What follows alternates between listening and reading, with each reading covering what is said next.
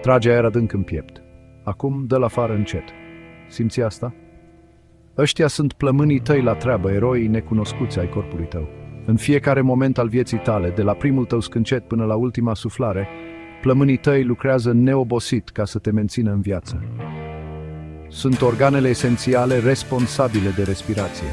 Procesul prin care oxigenul dătător de viață intră în corpul tău și dioxidul de carbon, un deșeu, este eliminat. Gândește-te la plămânii tăi ca la doi saci mari, spongioși, cuibăriți în pieptul tău, unul de fiecare parte a inimii. Ca un fel de foale, ei se extind și se contractă cu fiecare respirație, trăgând aer proaspăt și eliminând aerul vechi. Acest schimb constant de gaze este ceea ce menține corpul tău alimentat și funcțional. Fără plămâni, corpul tău ar fi lipsit de oxigen și otrăvit de dioxid de carbon în câteva minute. De aceea este atât de important să înțelegem cum funcționează plămânii tăi. Nu este vorba doar de a cunoaște știința. Este vorba de a aprecia rolul vital pe care aceste organe, adesea trecute cu vederea, îl joacă în viața ta. În secțiunea următoare vom explora mai profund structura fascinantă a plămânilor tăi și vom vedea cum reușesc ei această performanță miraculoasă a respirației. Imaginează-ți un copac care crește invers, cu rădăcinile ajungând până la gura ta și ramurile răspândindu-se în pieptul tău. Acesta este un mod simplificat de a-ți imagina sistemul respirator, cu plămânii ca o rețea complexă de ramuri. Aerul intră prin nas și gură, apoi coboară prin trahee, cunoscută și sub numele de trahee.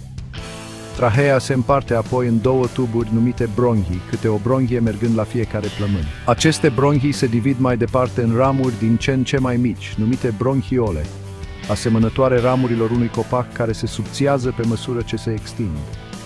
La capătul fiecărei bronhiole se află niște săculeți mici de aer numiți alveole, care arată ca niște ciorchini de struguri. Aceste alveole sunt adevărații cai de muncă ai plămânilor tăi.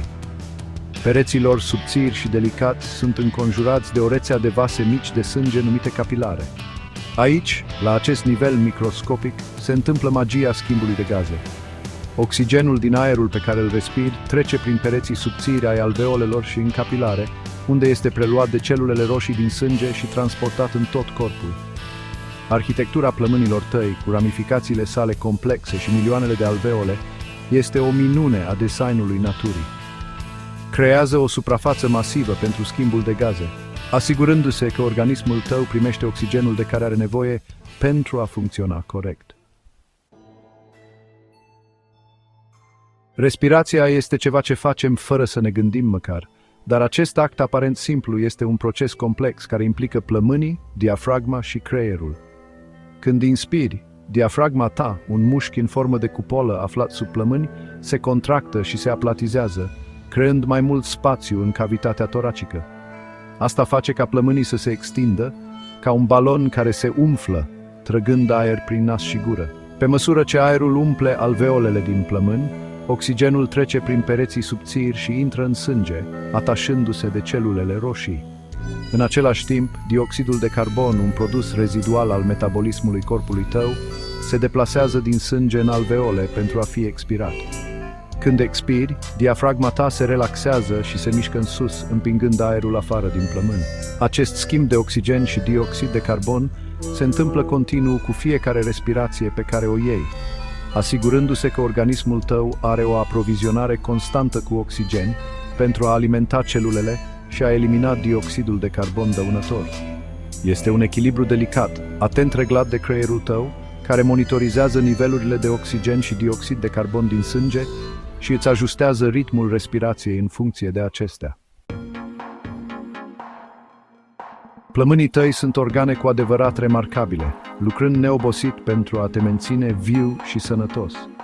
Dar, ca orice parte a corpului tău, sunt susceptibili la daune și boli. Poluarea aerului, fumatul și infecțiile pot afecta sănătatea plămânilor tăi.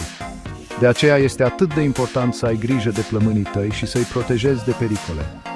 Din fericire, există multe lucruri simple, dar eficiente, pe care le poți face pentru a-ți menține plămânii sănătoși și puternici. În primul rând, dacă fumezi, renunță. Fumatul este cel mai mare factor de risc pentru cancerul pulmonar și alte boli pulmonare. În al doilea rând, evită expunerea la fumul de țigară și la poluarea aerului ori de câte ori este posibil. Alți pași importanți includ exercițiile fizice regulate, o dietă sănătoasă bogată în fructe și legume și spălarea frecventă a mâinilor pentru a preveni infecțiile. Prin includerea acestor alegeri sănătoase în rutina ta zilnică, poți contribui la menținerea plămânilor tăi în cea mai bună formă pentru anii următori.